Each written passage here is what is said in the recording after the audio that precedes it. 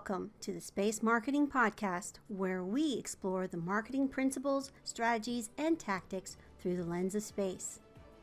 Normally we have a guest, but today I'm going to talk about a recent trip that I just returned from the ISS R&D conference.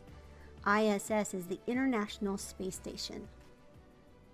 A couple of weeks before my trip, I had the opportunity to travel to Houston and see the replica of the International Space Station. It was amazing. It was an exact replica, and they do that so that they can train astronauts on a real life simulation. They can also determine issues that may arrive and how to fix them, what's on the space station, and it is just a really good way to keep the two linked. I also got to go to see mission control of the space station and see astronauts floating around. A couple of weeks goes by and I go to my International Space Station R&D conference. Now this conference was one of the very first ones that I attended when COVID went into lockdown. Personally, I became a conference junkie during that year. I was able to go to all kinds of different conferences without having to do the hotel, the flights, and all that. I was able to participate in many of them for a fraction of the cost or free, just to get a taste of what was out there. When it comes out of your own pocket, you have to be very choosy on where you go. I was able to go to probably a dozen different space conferences, which filled my cup and made me happy. Well, one of my favorite of the year was the ISS R&D conference. It was completely online that year, and I got to meet a lot of very fascinating people and get introduced to what the International Space Station does. Coming to the conference, this was our first in-person conference since COVID launched its little head a couple of years ago. And one of the things about space that really draws me as a person is the people.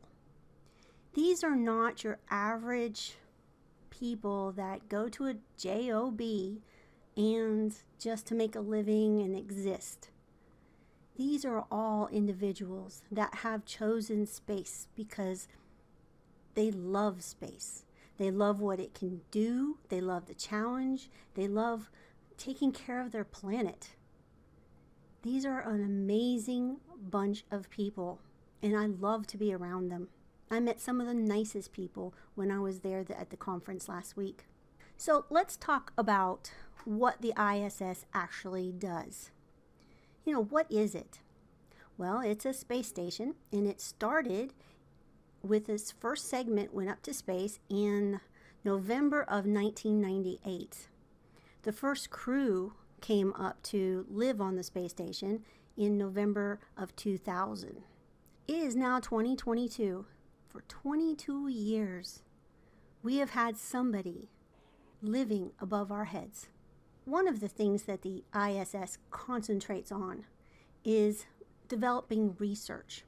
They have learned all kinds of stuff up there, and it is for the betterment of us down here.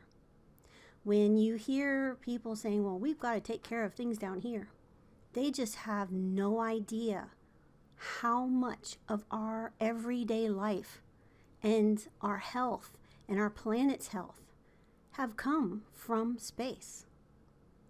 The ISS has been a big part of that. They have done over 3,300 different experiments throughout the last 20 years. One of the things that they had at the conference was their book, The Benefits for Humanity.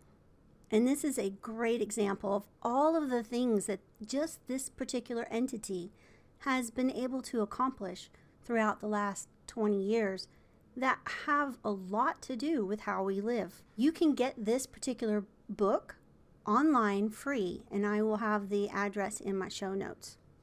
So a few stats that you may be interested in with the ISS is that it exists 250 miles above our Earth's crust. That's not very far, really. most states are more than 250 miles. It is going 17,500 miles per hour. To give you a little bit of context, a bullet shot from a gun is actually only going 1,800 miles per hour. So this is almost 8 times as fast around the globe. They have a lab that does all kinds of experiments. About 3,300 have been done up above in the atmosphere. Some of them have to do with health. Some of them have to do with technology, like robotics. Some of them have to do with STEM education and just outreach. There's some pretty amazing things that these people do up above our planet.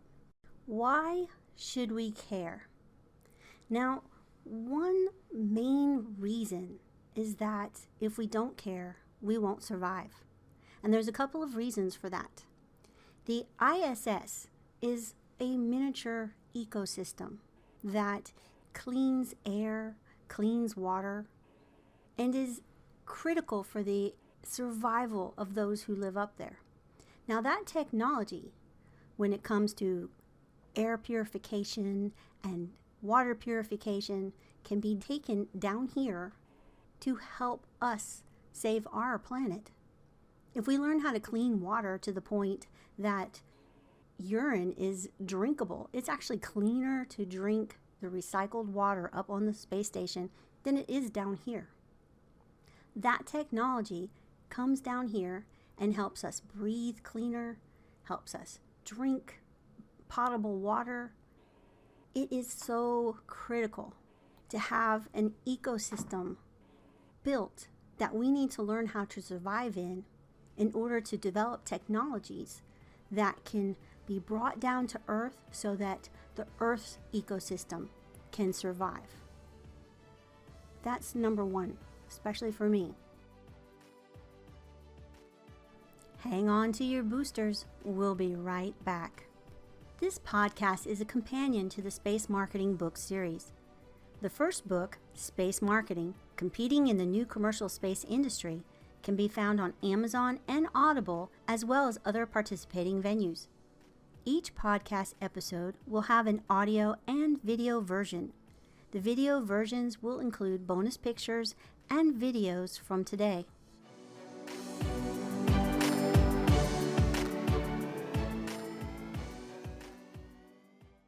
The International Space Station monitors the health of our planet. When volcanoes erupt, when wildfires begin, they're able to see the effects from above of what is happening here on planet. And then there's the research.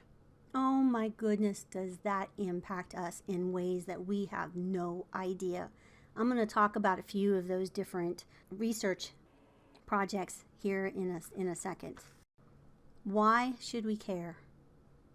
Well, there are a couple of reasons that I'm going to go over today. We should care because of the climate crisis. Number one, we should care because we use the technology that's developed up there. Two, we depend upon the research that is going on right now in the space station for our health and well-being. And finally, it is important that we are able to live in other atmospheres, planets, situations that are beyond Earth in case we have an event of extinction. And there's a few ways that that can happen. One, and that is very recent that we can all relate to, is the COVID epidemic. If that had been something worse, it could have annihilated the entire human population. Number two, asteroids.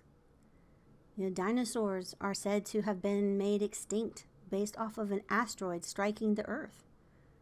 Well, do you think that could happen again? So we're putting all our eggs in one basket if we don't have man going off planet. Nuclear. In current tensions with other countries, is it really that much of a stretch to think that nuclear annihilation could happen? How many movies have we seen? How many times have we heard of somebody getting really close to pushing that button and then something stopping them?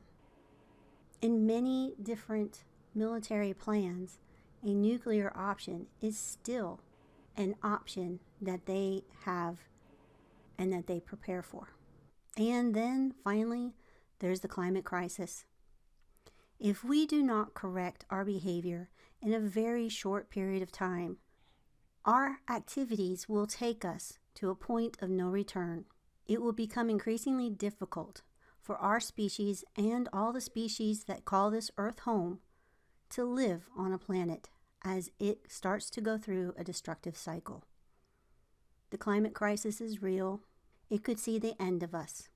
And that's one of the reasons why it's important for us to become a spacefaring nation. Only by being in space can we see what we need to do to correct it. So one of the things I'm going to talk about is this Benefits for Humanity, which was released at the ISS conference. This particular book, which has all kinds of really great information in it on why and what the space station does, can be downloaded for free. Find it in my show notes. Talk about a couple of different things that the space station can do. First, I'm going to touch on health. Now, a lot of things change within our body when we live without gravity. Our body depends upon gravity for many of its systems. When the astronauts spend a lot of time up in the International Space Station, aging is made faster. Their bodies change and it speeds through time. A lot of this we're able to monitor, and things come back down as a result. For example, how many diabetics in our world check their blood sugar every day with a little strip and prick their finger? That particular technology came from monitoring the astronauts. Something happens to their blood sugar when they're above in the International Space Station.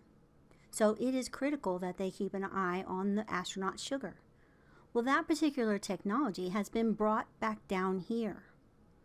And how many lives do you think have been saved just by that simple piece of technology? People can determine whether or not they're high or low, whether or not they need insulin, or they need to go to the hospital. That's just one example. A lot of other research is being developed to help with common diseases that we're plagued with down here, such as cancer, multiple sclerosis, eye disease, Alzheimer's, osteoporosis, asthma, and autoimmune issues. Those are all things that they're studying up in space. Now, you can say, well, why don't they study those down here? And they are. But when you take gravity out of the equation, different things happen that makes it to where it can be studied a little bit closer.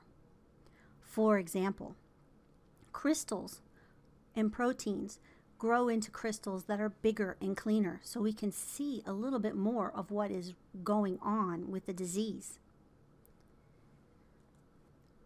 When you study cells, cells are floating around in our blood. They're kind of in a no gravity environment when they're within our bodies. You take them out of that particular habitat and put gravity into the equation, the cells completely act in a different way. One of the amazing things that are going on up in the International Space Station is something called tissue chips. Now, cells love being in a zero gravity environment. We're able to create these little thumb drives of different types of tissue. For example, there may be one thumb drive that has heart tissue on it. There may be another one that's liver tissue. There may be a third that is kidney tissue. And we're able to test pharmaceuticals out against live tissue that is up on the space station to see how the body will react, or that particular organ will react to the different pharmaceutical. If you don't like animal testing, well, this is not animal testing, and it's a lot more exact than animal testing can be, because you can try pharmaceuticals on an animal and you're going to get a completely different response when you try it on a human trial. This is able to be like a human trial without a live person. So this is an amazing technology that is being developed up there and can test for different pharmaceuticals, different treatments, different diseases. Osteoporosis is a big problem up on the space station. As the astronauts live up there, their bone loss is dramatic. It speeds up the loss of bone because there's not gravity to actually make it grow strong. So there's a lot of research going on up there for osteoporosis that has come back down here and will continue to be developed. Another major milestone that is being discovered up there is eyes. Something happens with the astronauts with their eyesight, and they're able to use a lot of that study to come back down here. For example, there are new ultrasound techniques that are being used down here. One of the companies researching right now are looking for ways to do artificial retinas for macular degeneration. It's going to give eyesight to millions of people based off of this artificial retina that they're developing up on the International Space Station. Now, there's also some other things that are similar to that. Another company, also right outside of Kentucky, is learning how to 3D print human hearts. Yes, you heard me correctly. Human hearts. They take a 3D printer and they take your cells, your stem cells, which are now taken from the skin. It doesn't need to be taken from the umbilical cord anymore. And they're able to 3D print a heart that will match your body and not be rejected. It is not ready for the regular consumer market yet, but they're having huge strides. The little mock-up that they did, it actually beat. It beat. Is that not awesome? There are other things that they're going to be able to 3D print, not just a human heart, but pancreas and other organs that need to be printed in space. Now, why can't they be printed down here, you might ask? Because when you're 3D printing with cells, it's almost like 3D printing with water. And when you add gravity into the mix, it just collapses down on itself before it has a time to build a structure. And a lot of the structure is minute little capillaries and walls that need to be built. This can be done in space. Now, can you see how that might have a very dramatic impact on our world today? For example, how many heart transplants do we do in a year? How many are rejected? How many patients have to live with anti-rejection pharmaceuticals that have side effects? And then we're not even going to go into the black market organ donation. Our lives will be changed as a result of that, our quality of life. That is some major stuff. Being able to see, being able to live, pretty major stuff. Another benefit that we personally have seen in our daily lives is in robotics. There is a robotic arm up in the space station that has been mounted on the outside and can do very fine repairs on the International Space Station without somebody having to do a spacewalk. That technology has come back down to Earth. Surgeons are using it to get exact locations of tumors, exact locations of removals, to where they're taking only the affected tissue. They're able to work with an MRI and these robotics and make sure that they don't take healthy tissue when they're doing the surgery.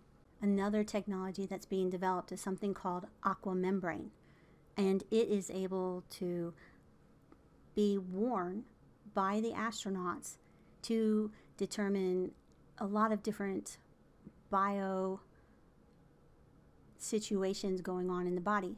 For example, warmth or cold or things like that, heart rate. And they're able to take a lot of that technology and help infants determine whether or not they're warm or cold. This could be major if one's in the NICU. Another very personal technology that is coming down from there is COVID detection and decontamination. They're, like I said before, they're working on trying to make cleaner air. So they have technology that will see the viruses and take care of the viruses in the air. Some of this technology is already being used here on planet. I went to a restaurant not too long ago, and they had this particular type of technology on the walls to help make sure that whatever was in the air was killed. And one last technology, though there are so many more that I want to touch on, is farming. There's all kinds of different farming research that is going on in the International Space Station right now to learn how to better grow food for when we go beyond the space station. This technology also comes back down here. For example, bees do not do well in zero gravity. So they have to come up with these little robot bees to pollinate the plants. Unfortunately, this may be a need down here on planet as our bees are being stressed, but our plants still need pollination. So we can use that technology, pollinate crops down here. Another thing they're looking at is water stress. We're able to see from the station whether or not there are plants that are being stressed. Are they not getting enough water? Wildfires that are burning them nearby, or on purpose fires that are burning land to make way for agricultural needs, such as in the Amazon basin where they're burning a lot of plants. We're able to see which crops need watered, which ones are suffering stress, which ones have pests that are attacking it. That's all coming from space. And that's a good segue into the climate crisis. We're able to see all kinds of changes through the eyes that go around the Earth. And this can change legislation. For example, when we first discovered the holes in the ozone, it wasn't from looking at it down here on planet. It was actually viewed from space. They were able to take and change legislation throughout the whole world, and now those holes are healing. They're said to have one be healed by the year 2050. There's a lot of tech that comes from research in the International Space Station. There are products that are being developed that are better, cleaner, more sustainable.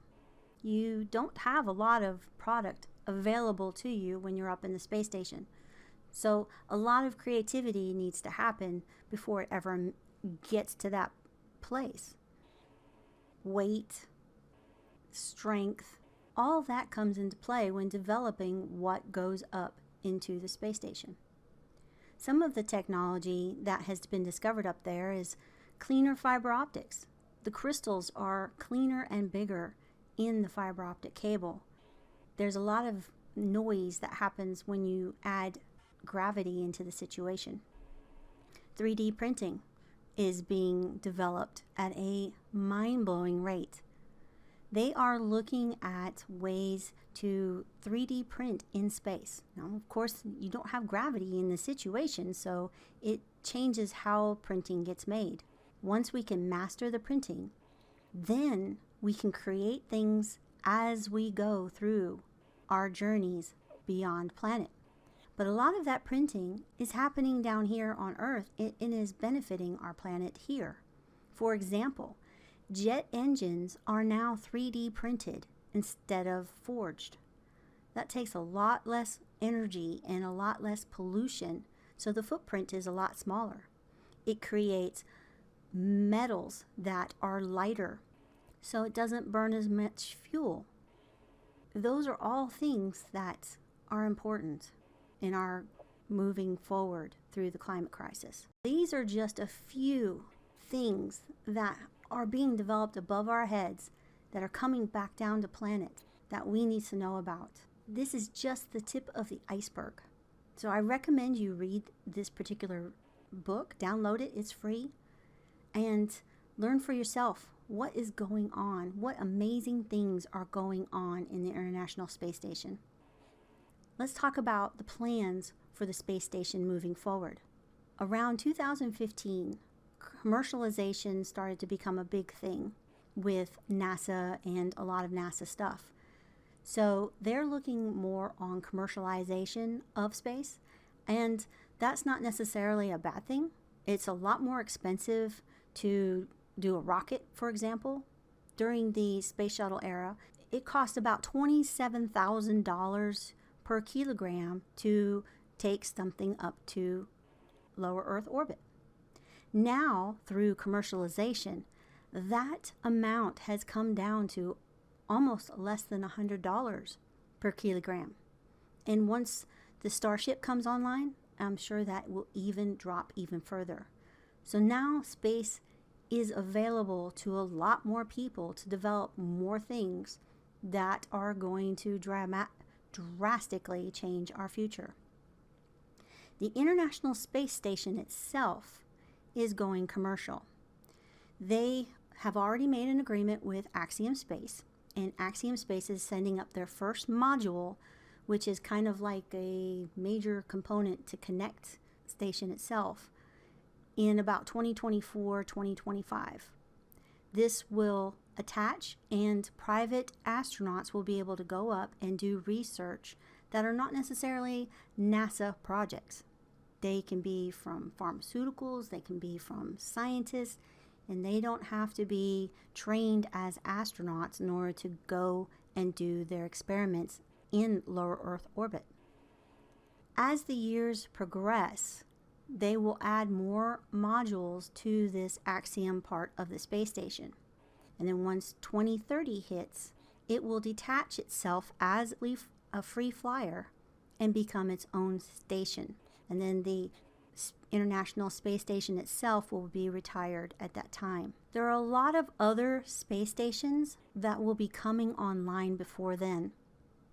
NASA has just given grants for 3 more space stations to be developed in lower Earth orbit. In addition to those 3, there is one also being developed that is going to focus on another aspect of space beyond research, and that is entertainment and sports.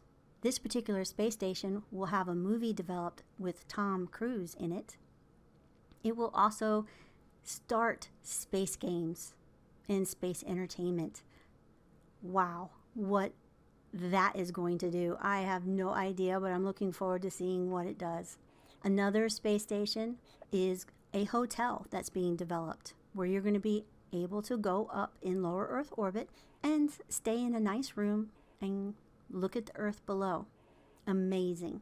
So we're talking 5 just in those.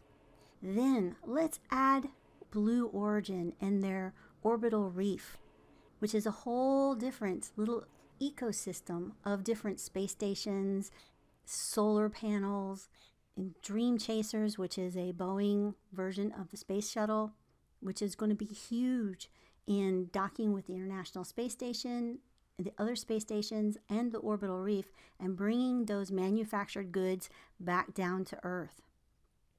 Wow, what a time these next few years are going to do. Now, there is a lot of things that we do not know what is going to happen. When we were in the early 2000s, could we have anticipated some of the changes that the smartphone would do?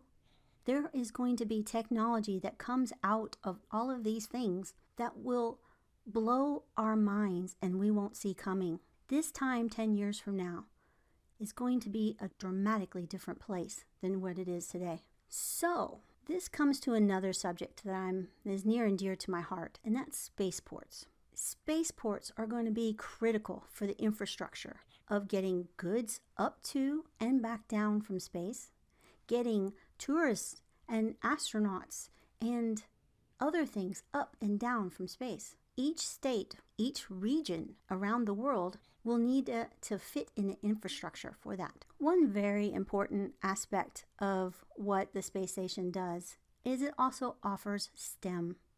Millions of kids have been able to do projects up in the space station. They fly seeds, they initiate projects, or simply they talk to astronauts while they're floating in the space station, which I am not 13, I'm not 20, but let me tell you, during the International Space Station R&D conference, we got to talk to the astronauts as they sat there floating and talking to us in real time. Hello, we hear you loud and clear. How was? Thank you, Jessica. I just got goosebumps just watching it. Wow. I am talking to somebody that's in space. Amazing. Millions of kids have also had this opportunity to talk to astronauts in space, to do projects and grow seeds as a result from space. There's a lot of grants out there that can help with this STEM particular type of education. One of the things that we're going to see that needs to be a priority is another thing that's near and dear to my heart, and that's spaceport development. In order for goods to get up and down from space, and for hubs of inspiration to exist, to train a workforce in space, and for businesses to be born that can access either data from space for monitoring, or they can send up experiments, or they can just create products that have a space component. Those will all need some kind of hub to exist. That is where a spaceport comes in. Plus, there's a lot of transportation needs that are going to be changing within the next 10 years. And kids will need to be inspired. A spaceport can be a hub of inspiration. It can be a hub of education. It can provide training for astronauts that are planning on going up into orbit. It can house research areas. You can have a huge room dedicated to regolith, or you can have a dive tank so that people can learn what it's like to do things in as much low gravity as what we can do here on planet. And then there's analog missions where you can have a space station mock-up and do research and tests and pretend to be up on the moon or on Mars. So a spaceport will provide these things. Plus it will bring an economy to the area. In my opinion, states, regions, countries, we all need to develop this infrastructure. Just as the aviation was developed their infrastructure back at the turn of last century. In 1900, aircraft was still in its infancy. By the time that we finished World War II and started commercializing airspace, it was only for the rich. But as costs were drove down, it became something that all of us can access, and most of us have flown. That's the way that space is going to be. As more people go up, the cost for entry is reduced.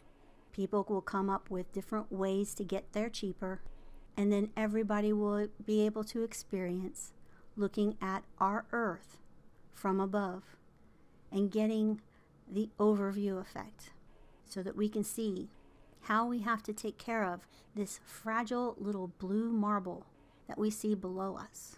Now, this is a space marketing podcast, so I'm going to talk a little on the marketing that has been done with the space station.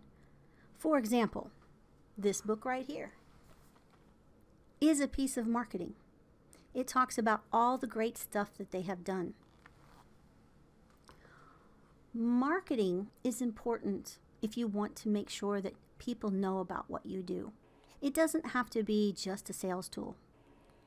How can you change the world, build an industry, save lives, and make an impact if no one knows you exist? Marketing makes you exist. So, what the International Space Station does of marketing? They work with STEM education. Now, this is the most powerful strategy of marketing. It's education-based marketing. And this is my favorite because it is a marketing strategy that gives back to its audience. Now, what do they get out of it? Are they selling directly to their audience? No, they're not selling to children. They're selling the idea of space to them to get them inspired to go on to be better people and have better careers that are STEM focused. That's what their audience gets out of it and is made better as a result. The part of payment that comes in is when that particular population loves and adores and is focused on space, then when they vote in the legislative elections, they will vote for people that support space. When those people get into office, they will increase the budgets and the things that happen in space. That's what it's all about. And that is the payoff that the International Space Station gets, is a bigger budget from our Congress to be able to do more fabulous things. For another thing that they do for outreach, marketing, whatever you want to call it, is they have grants developed. You can plug into a grant for STEM education, for developing a research that you want to do up on the International Space Station lab, or even if you want to develop a product. There are spin-off technologies that are available to United States citizens. Now, this particular technology is developed up in space, and then because it's taxpayers paying for that, that information is given to businesses to develop different products. Some of those products you might be familiar with, like, for example, Tempur-Pedic. Tempur-Pedic was using that particular spin-off technology that was used to soften and protect astronauts in takeoff. Well, now we sleep on it. Memory foam.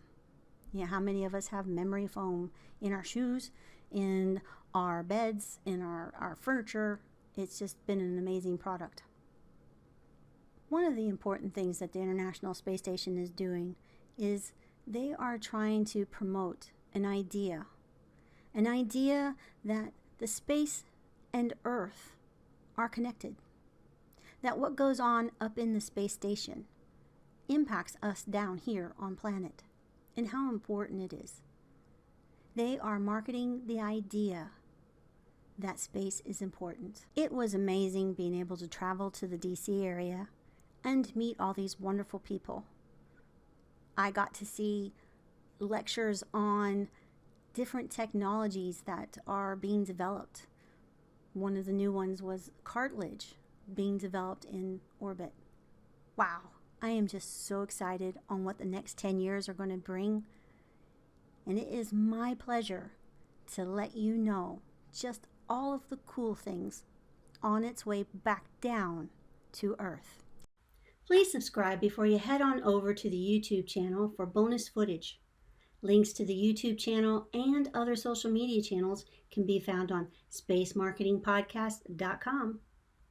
Join us next week as we speak with Francisco Partida from Brownsville South Padre Island International Airport to talk about Brownsville's journey into the space industry. I hope that you have found this podcast useful for your journey as you reach for the stars.